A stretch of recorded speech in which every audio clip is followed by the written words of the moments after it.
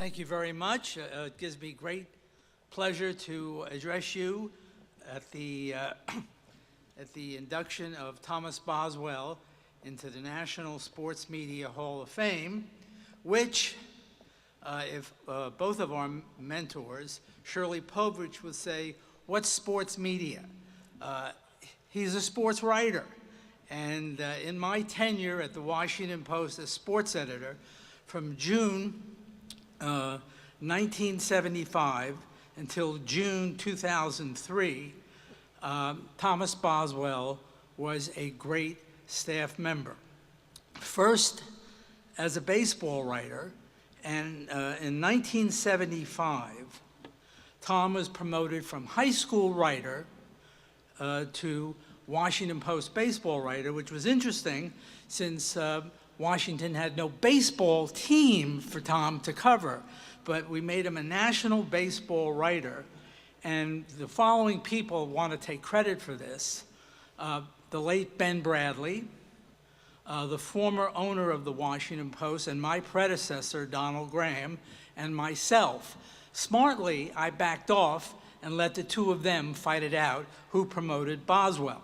But Boswell's first major assignment was the 1975 World Series between the Boston Red Sox and Cincinnati Reds.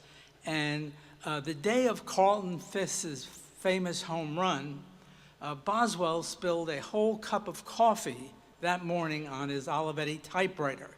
That's before we had computers.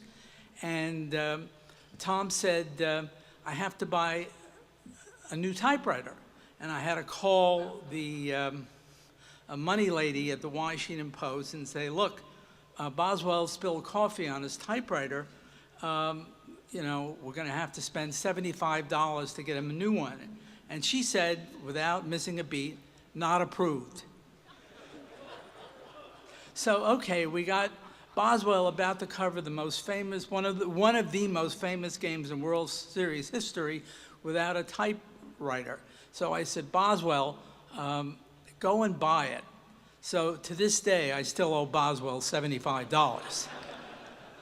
I can honestly say that Thomas Boswell, in the 28 years we worked together, took every single story down to the last moment of a deadline. And on my tombstone, it's going to say, "He waited for Boz." But he looked at every single game as a lyrical chessboard. And that's what made him so great. He just wasn't covering a game, he was covering an event for the ages. And in the late 1980s, Sports Illustrated tried to hire Tom. And one of my many bosses said, "Well, you got to keep him." And we asked Boz, "What do we have to do to keep you?" Well, he mentioned some money figures, and he also said, "I would like off the whole month of August and the whole month of February." And I lied and said yes. And I knew that Boswell in August in a pennant race was not going to take the whole month off, and that Boswell in the month of February, with spring training heating up, was not going to take the month of February off. And was I right? He never took them off. And what made him so special is that he was in the style of Shirley Povich, Red Smith, Fred Russell, and you very, very rarely find those kinds of sports writers today.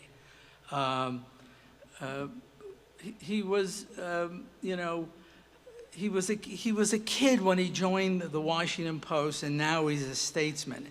And it gives me great honor and a great privilege to announce the induction of Thomas Boswell into the National Sports Media Hall of Fame.